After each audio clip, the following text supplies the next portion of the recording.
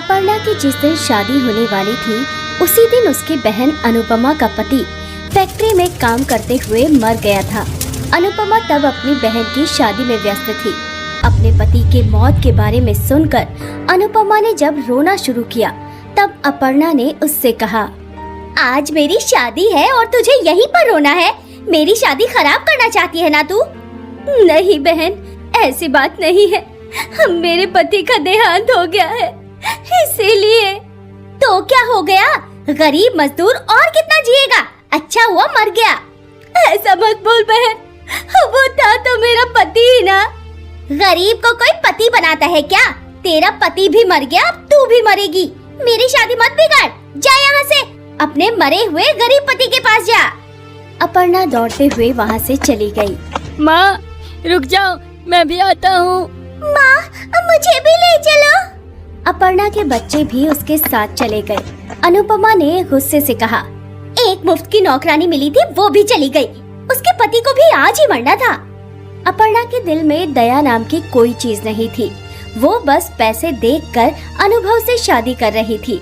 अनुभव अमीर खानदान से था और उसका खुद का बिजनेस था। अपर्णा की शादी हो गई और उधर चिता पर अनुपमा का पति जलकर राख हो गया। उसके बाद से अनुपमा जीने के लिए संघर्ष करने लगी। वो लोगों के घरों में काम करने लगी। बिट्टू और गुड्डी स्कूल में पढ़ते थे, लेकिन एक दिन उन दोनों को स्कूल से भी निकाल दिया गया। वो दोनों घर लौट आए। क्या बात है, तुम दोनों आज जल्दी लौट आए? वो हमें स्कूल से निकाल दिया गया है माँ। हमने 2 महीने से स्कूल की फीस नहीं भरी ना, इसलिए। अब माफ कर दो मुझे, मैं कैसी माँ हूँ? हम बच्चों के स्कूल की फीस भी नहीं भर सकती। माँ अब रोइए मत, आप बहुत अच्छी माँ हो। हम दोनों अब से आपके साथ काम पर जाएंगे और फिर शाम को पढ़ाई करेंगे। गुड्डी और बिट्टू ने अनुपमा के आंसू पोंछ दिए। अगले दिन से वो दोनों भी काम पर जाने लगे। तीनों मिलकर बहुत मुश्किल से पेट पालने लगे। उधर अपर्णा को किसी भी चीज की कमी नहीं थी। जब जो मन करता उसे मिल जाता था। कमरे में एसी था और साथ में 5-6 काम वाली भी थी। बड़े आराम से दिन बीत रहा था उसका। एक दिन वो गाड़ी में बैठकर कहीं जा रही थी। तभी उसने देखा कि उसकी बहन अनुपमा अपने दोनों बच्चों को लेकर फुटपाथ पर बैठकर जूता पॉलिश का काम कर रही है। अपर्णा ने गाड़ी रोकी और उतरकर कहा, यहाँ बैठकर जूते पॉलिश करने का काम कर रही है। वाह रे वाह, और मुझे देख, मैं इसी गाड़ी में बैठकर घूम रही हूँ। अच्छी बात है बहन, तू अमीर है लेकिन मैं गरीब हूँ। गरीब से शादी करेगी तो ऐसा ही होगा, ये तो होना ही था। खैर, कभी काम या पैसों की जरूरत हो तो मेरे पास आ जाना। ये बोलकर अपर्णा गाड़ी में बैठकर वहाँ से चली गई। माँ, मासी हमेशा आपको उल्टी सीधी बातें क्यों सुनाती है? वो अमीर है ना बेटा, इसीलिए। अमीर लोग ऐसे ही होते हैं। खैर चलो काम करते हैं। ऐसे ही 1 साल बीत गया। उधर अपर्णा गर्भवती हो गई, लेकिन कुछ ही दिनों के अंदर उसके पेट में भयानक दर्द होने लगा। उसके पति अनुभव उसे अस्पताल लेकर गए। डॉक्टर ने कहा, देखिए बुरी खबर है अपर्णा जी, आपका मिसकैरेज हो गया है और बात ऐसी है कि आप कभी भी मां नहीं बन पाएंगी। ये सुनकर अपर्णा को तो जैसे सदमा लग गया। क्या? मैं मां नहीं बन पाऊंगी? नहीं, ये नहीं हो सकता। डॉक्टर साहब, आपसे कुछ गलती तो नहीं हो रही? नहीं, अपर्णा जी का पेट बच्चा पालने के लायक नहीं है। अनुभव अपर्णा को लेकर घर लौट गया और ये बात अपनी माँ और भाभी को बता दिया। ये सुनते ही घर में तो जैसे तांडव शुरू हो गया। अनुभव की माँ देवकी ने चिल्ला चिल्ला कर कहा, हो गया सब बर्बाद। बांझ बहू को लाई हूँ घर में, बांझ कहीं की। हमें पहले नहीं बता सकती थी कि तू माँ नहीं बन सकती। अपर्णा की जेठानी पूनम ने टोंट मारकर कहा, इसीलिए कहती थी माँ जी कि खानदान देखकर बहू लाइए। आपने पता नहीं किसे उठा लाया। ना ही अमीर है और ना ही खानदान का कोई अता पता है। ये सब सुनकर अपर्णा का दिल दुख गया। इतने दिनों से वो रानी की तरह इस घर में थी, लेकिन अचानक से जैसे सभी उसके दुश्मन बन गए। रात को उसने रोते हुए अपने पति से कहा, सुनिए जी, आप भी मुझसे गुस्सा है क्या? अरे गुस्सा ना होने की कोई वजह है तुम्हारे पास? एक बच्चा भी नहीं दे पाओगी तुम इस वंश को? ये वंश आगे कैसे बढ़ेगा? तुमसे शादी करके मैंने अपना जीवन बर्बाद कर डाला। अपर्णा का पति भी उसका साथ छोड़ दिया। अपर्णा अकेली महसूस करने लगी। उधर एक दिन अचानक से गुड्डी का एक्सीडेंट हो गया। वो रास्ते से जा रही थी, तभी एक गाड़ी ने उसे धक्का मार दिया। गुड्डी के दाहिने पैर की हड्डी टूट गई। डॉक्टर ने कहा कि ऑपरेशन करना पड़ेगा, लेकिन ऑपरेशन करने के लिए अनुपमा के पास पैसे नहीं थे। वो बहुत चिंता में थी। तभी अपर्णा ने अनुपमा को कॉल किया। कैसी है? ठीक हूँ, लेकिन तू रो क्यों रही है? अनुपमा, मैं कभी माँ नहीं बन पाऊंगी। मेरा माँ बनने का सपना ही रह जाएगा, और इसी वजह से मेरे ससुराल वाले मुझे खरी खोटी सुना रहे हैं। तू तो अमीर है ना, किसी अच्छे डॉक्टर को दिखा। अच्छे डॉक्टर के पास ही गई थी मैं, उन्होंने जवाब दे दिया। अब क्या करूं, कुछ समझ में नहीं आ रहा। यहाँ मेरी बेटी का पैर टूट गया है, लेकिन ऑपरेशन करने का पैसा नहीं है मेरे पास। क्या करूं, कुछ समझ में नहीं आ रहा। तू भाग्यशाली है बहन, तेरे दो बच्चे हैं, और यहाँ मेरे तो बच्चे ही नहीं होंगे। दोनों बहनें आपस में रोने धोने लगी। अगले दिन अपर्णा को फिर से बहुत कुछ सुनना पड़ा। उसके साथ नौकरानियों के जैसा बर्ताव किया जाने लगा। अपर्णा ये सह नहीं पाई। उसने बहुत सोचा और एक आइडिया निकाला। उसने अपने पति से कहा, सुनिए जी, अब मेरी बहन भी सुंदर है, उसके पास दो बच्चे हैं, क्या हम उससे बच्चा पैदा नहीं करवा सकते? ये तुम क्या बोल रही हो अपर्णा? वो हमारे लिए बच्चा क्यों पैदा करेगी? पैसों के लिए। उसे अभी पैसों की जरूरत है। पैसे के लिए वो कुछ भी करेगी। आप उसके साथ सुहागरात मना लो और बच्चा पैदा करवा लो। ठीक है, तुम अपनी बहन से बात करो पहले। अपर्णा ने अनुपमा को घर बुलाया और सब कुछ कहा। देख, इसके बदले तुझे हम 5 लाख रुपए देंगे, और गर्भवती होने से लेकर डिलीवरी होने तक तू यही रहेगी। खाने पीने की कोई कमी नहीं होगी, और बच्चे की डिलीवरी होने के साथ साथ हम तेरी बेटी का भी ऑपरेशन करवा देंगे। क्या मेरे लिए तू बच्चा पैदा करेगी?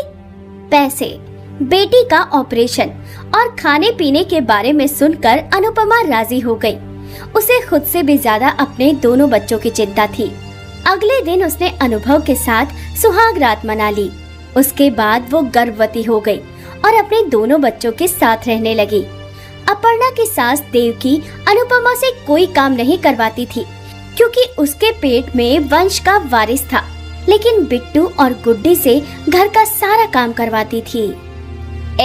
तुम दोनों जाओ, मेरे लिए दूध गर्म करके लाओ, और उसके बाद पूरे घर में पोछा लगा देना।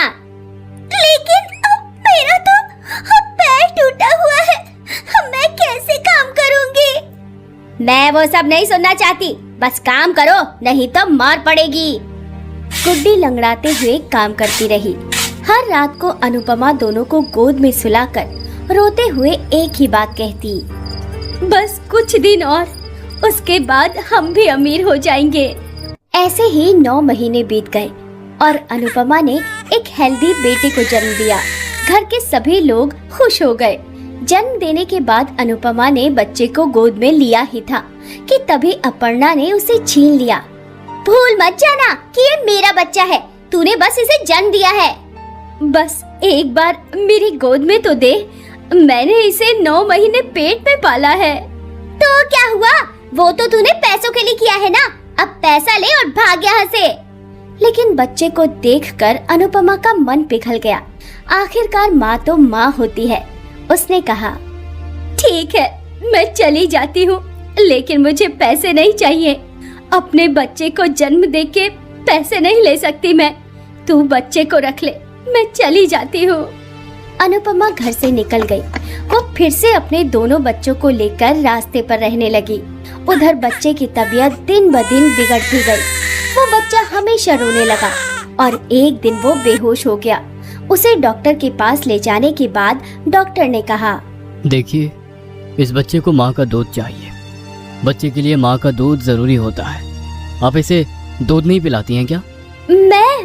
वो बात ये है कि अपर्णा ने डॉक्टर से सब कुछ कहा। फिर डॉक्टर ने कहा, देखिए, अभी के अभी बच्चे को उसकी असली माँ के पास ले जाइए, नहीं तो ये बच्चा मर जाएगा। नहीं, ये भी नहीं होने दूंगी। तभी अपर्णा बच्चे को लेकर अनुपमा के पास गई। अनुपमा की गोद में जाते ही बच्चा होश में आ गया और दूध पीने के बाद बच्चा ठीक भी हो गया। अनुपमा बच्चे को गोद में लेकर रोने लगी और इसी बात से अपर्णा का मन पिघल गया। उसके आंसू निकल आए। बहन, तू इस बच्चे से इतना प्यार करती है? हाँ बहन, सिर्फ बच्चे से नहीं, मैं तो तुझसे भी बहुत प्यार करती हूँ, लेकिन तूने मुझे कभी प्यार नहीं किया। मुझे माफ कर दे बहन, मुझे माफ कर दे, मुझसे गलती हो गई। तू भी इस बच्चे की माँ है, क्या तू मेरे साथ इसी घर में रहेगी? हम दोनों मिलकर इस बच्चे को बड़ा करेंगे। सच? हाँ, मैं रहूंगी। दोनों ने एक दूसरे को गले लगा लिया। अपर्णा के कहने पर अनुभव ने अनुपमा से शादी कर ली और उसके बाद गुड्डी का भी ऑपरेशन हो गया। गुड्डी और बिट्टू दोनों स्कूल में भर्ती हो गए। देवकी को 3 वारिस मिल गए और ऐसे ही सभी एक साथ खुशी से रहने लगे। दोस्तों, जो लोग अपनी बहन से सच्चा प्यार करते हैं वो कमेंट में आई लव माई सिस्टर जरूर लिखें और इस वीडियो को प्लीज लाइक जरूर करें। माधुरी और महेश की शादी को आज 10 साल हो गए हैं। वो दोनों सालगिरह मना रहे हैं। माधुरी, आज बिरयानी मस्त बनी है, तुम बहुत अच्छा खाना बनाती हो। आज सालगिरह है जी, आज तो अच्छे से बनाना ही पड़ेगा। पास ही में माधुरी की सास बिमला खाना खा रही थी। बिमला ने टोंट मारते हुए कहा, क्या खाक सालगिरह है, 10 साल हो गए अभी तक एक बच्चा नहीं हुआ। कैसी बहू लाई थी मैं, इससे अच्छा तो मेरा बेटा कुंवारा रहता। ये सुनकर माधुरी की आंखों में आंसू बहने लगे। वो खाना छोड़कर उठ गई। महेश ने अपनी माँ से कहा, माँ, आज भी माधुरी को टॉन्ट मारने की क्या जरूरत थी? हाँ, अभी तो अपनी माँ की सच बात भी कड़वी लगेगी। इस घर को एक पोता भी नहीं दे पाई तेरी बीवी, मैं तो बोलूंगी ही। बिमला चिल्लाती रही। महेश उठकर कमरे में चला गया। माधुरी रो रही थी। महेश ने कहा, रो मत माधुरी, तुम तो जानती हो कि माँ कैसी है। माँ जी सच ही तो बोल रही है, बच्चा तो मुझे भी चाहिए। देखिए, डॉक्टर ने कहा है कि मैं कभी माँ नहीं बन सकती, खोट मुझ में है, लेकिन आप तो बाप बन सकते हो ना। मतलब तुम कहना क्या चाहती हो माधुरी? यही कि आप किसी और के साथ सुहागरात मना लीजिए और फिर जो बच्चा उससे होगा उसे हम रख लेंगे। महेश चौंक गया। माधुरी ये क्या बोल रही है? लेकिन कौन राजी होगी ये करने के लिए? ऐसी बहुत सारी औरतें हैं जो मजबूर हैं। ऐसे ही किसी को ढूंढिए और उसके पेट पे हमारे बच्चे को डाल दीजिए। ये बोलकर माधुरी सिसक सिसक कर रोने लगी। महेश अगले दिन से ऐसी किसी औरत को ढूंढने लगा, लेकिन हर किसी को ये कहा भी तो नहीं जाता। अरे यार, अब क्या करूं? किससे पूछूं? सभी सोचेंगे कि मैं ठरकी हूँ, बेशरम हूँ। महेश रास्ते में था, तभी एक भिखारिन वहाँ आई और महेश से भीख मांगने लगी। साहब, पैसे दे दो ना साहब, पैसे दे दो ना। उस भिखारिन का नाम अंजलि था। अंजलि अकेले रास्ते पर ही रहती थी। उसके पास रहने के लिए ना तो घर था और ना ही पहनने के लिए अच्छे कपड़े, लेकिन वो सुंदर थी। उसे देखकर महेश ने सोचा, अरे ये भिखारिन तो बहुत सुंदर है, अगर ये मेरे बच्चे को जन्म देगी तो कितना अच्छा होगा।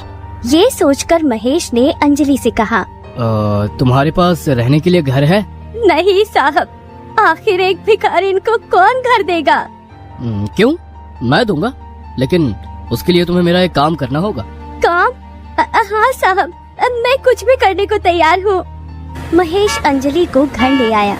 बिमला कहीं गई हुई थी। माधुरी ने अंजलि से सब कुछ कहा। बहन, तुम बस मेरा ये काम कर दो। एक औरत का दर्द तो एक औरत ही समझ सकती है ना। ये आपने बिल्कुल सही कहा, मैं ये काम करने के लिए तैयार हूँ। मुझे एक घर की सख्त जरूरत है।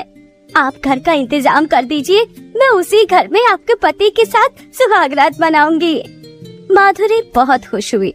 उसे किसी भी हालत में एक बच्चा चाहिए था। महेश ने एक घर खरीद लिया। अंजलि उस घर में जाकर रहने लगी। महेश ने अंजलि के खाने पीने का भी बंदोबस्त किया और आखिरकार वो दिन आ ही गया, महेश और अंजलि की सुहाग रात। महेश कमरे के अंदर गया और बाहर खड़ी होकर माधुरी फूट फूट कर रोने लगी। कुछ दिनों बाद अंजलि को उल्टी आई और पता चला कि वो गर्भवती है। चलो अच्छा है, जैसा प्लान था वैसा ही हो रहा है सब कुछ। महेश हर रोज अंजलि से मिलने लगा, उसके लिए फल और अच्छे अच्छे खाने खरीदने लगा। देखो अंजलि, हमारे बच्चे का अच्छे से ध्यान रखो। हाँ साहब, वही तो कर रही हूँ। ये बच्चा मेरे पेट में सुरक्षित है, आप निश्चिंत रहिए। ऐसे ही दिन बीतने लगे।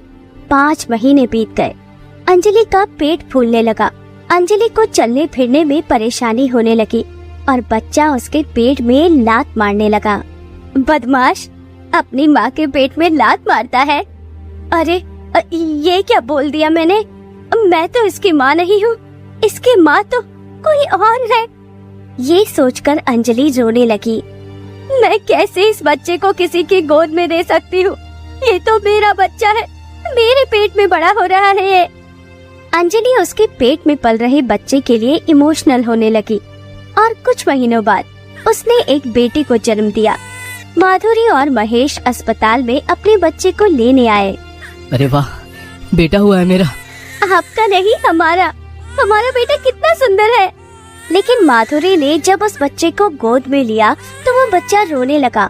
माधुरी उसे लेकर घर जा रही थी, लेकिन वो बच्चा रोना बंद ही नहीं कर रहा था। अरे चुप हो जा मेरा बच्चा, क्या करूं? ये रो क्यों रहा है? इसे फिर से अस्पताल ले चलती हूँ। माधुरी उसे अस्पताल ले गई। डॉक्टर ने कहा, देखिए, इस बच्चे को एक खास किस्म की बीमारी है। इसे ठीक करने के लिए माँ के प्यार की जरूरत है। हाँ, मैं ही हूँ इसकी माँ। नहीं, इसकी असली माँ, जिसने इसे अपने पेट में पाला है। ये सुनकर माधुरी का मुंह उतर गया। वो उस बच्चे को लेकर अंजलि के पास गई और उससे कहा, देखो अंजलि, इसकी तबीयत ठीक होते ही मैं इसे ले जाऊंगी। ये मत सोच लेना कि ये तुम्हारा है। अंजलि ने उस बच्चे को गोद में लिया। उसने अपने आप को मना ही लिया था, लेकिन बच्चे को गोद में लेते ही उसके अंदर की ममता बाहर आ गई। वो अपने बच्चे से प्यार कर बैठी। कुछ ही दिनों बाद उसकी तबीयत ठीक हो गई। बेटा, मेरा बेटा। नहीं, मैं तुझे बांट नहीं सकती। चल बेटे, हम कहीं और चले जाते हैं। अंजलि उस बच्चे को लेकर भागने जा रही थी कि तभी वहाँ महेश और माधुरी आ गए। अच्छा, मेरे बेटे को लेकर भागने वाली थी तुम? दो मुझे। माधुरी ने अंजलि की गोद से उस बच्चे को छीन लिया और अंजलि रोने लगी। मेरे पास इसे लौटा दीजिए, ये मेरा बच्चा है। नहीं, ये मेरा और माधुरी का बच्चा है। तुमने हमारे साथ विश्वासघात किया है, इसलिए मैं तुमसे ये घर वापस ले रहा हूँ। महेश ने अंजलि को घर से निकाल दिया और वो दोनों वहाँ से चले गए। लेकिन अंजलि उसी घर के आसपास रास्ते में रहने लगी। बच्चा पाकर बिमला भी खुश हुई। माधुरी ने महेश से कहा, सुनिए जी, हम कहीं दूर किसी गांव में चले जाते हैं, नहीं तो वो भिखारी कभी भी यहाँ पहुँच जाएगी। महेश, माधुरी, बिमला और बच्चे को लेकर शहर छोड़ के गाँव चले गए और वहीं पर वो बच्चा बड़ा होने लगा। माधुरी ने उसका नाम आकाश रखा। आकाश बड़ा होने लगा और साथ साथ वो घमंडी भी बन गया।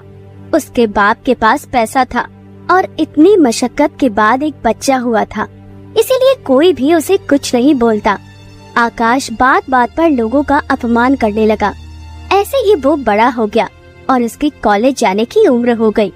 उसने अपने माँ बाप से कहा, मैं इस गांव में और नहीं रहूंगा, मुझे शहर जाना है, मुझे शहर के कॉलेज में पढ़ना है। शहर का नाम सुनते ही माधुरी और महेश डर गए, लेकिन आकाश को मना करने की हिम्मत उन दोनों में रही थी।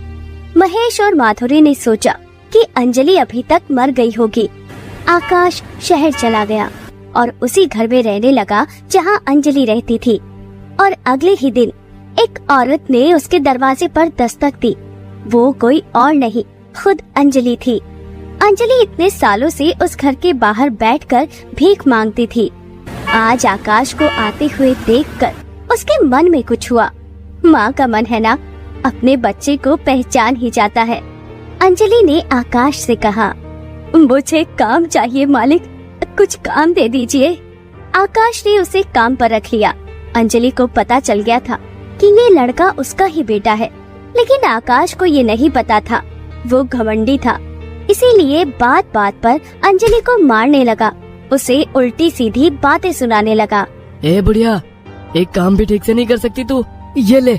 हर रोज अंजलि आकाश के हाथों से मार खाती रही, लेकिन अंजलि घर छोड़कर नहीं गई।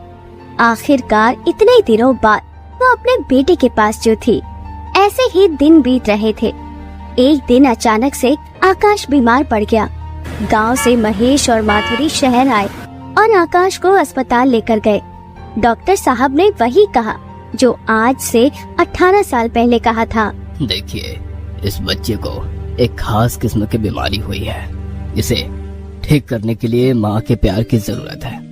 माधुरी आकाश को गोद में लेकर सहलाने लगी, लेकिन आकाश ठीक नहीं हुआ। उसकी हालत बिगड़ती चली गई। तब डॉक्टर साहब ने कहा, देखिए माधुरी जी, आप इसकी असली माँ नहीं है। इसे इसकी असली माँ के प्यार की जरूरत है। असली माँ की? लेकिन अंजलि कहाँ मिलेगी अभी? तभी अंजलि आ गई। मैं यही हूँ। इतने दिनों से मैं आकाश का ध्यान रख रही थी, इसकी नौकरानी बनके। आकाश को गोद में लेकर अंजलि सहलाने लगी। कुछ ही मिनट में आकाश ठीक हो गया। उसने आँख खोलकर देखा। माँ। हाँ बेटा, अब मैं ही तेरी माँ हूँ। आप मेरी माँ हो। आपने मेरा कितना ख्याल रखा, लेकिन मैंने आप पर कितना अत्याचार किया। इतने सालों बाद अंजलि को उसका बेटा पूरी तरह मिल गया। देखिए माधुरी जी, यही कुदरत का नियम है। एक बच्चे को उसकी माँ से कभी कोई दूर नहीं रख सकता है। कुदरत उसे मिला ही देता है। माधुरी और महेश इस बात को समझ गए। वो दोनों गांव चले गए। अंजलि और आकाश एक साथ उसी घर में रहने लगे। आकाश पूरी तरह से बदल गया था। वो मन लगाकर पढ़ाई करने लगा और पढ़ाई के बाद बहुत बड़ा ऑफिसर बन गया और वो अपनी माँ के साथ खुशी खुशी रहने लगा। दोस्तों, आप हमारे चैनल को जरूर सब्सक्राइब करें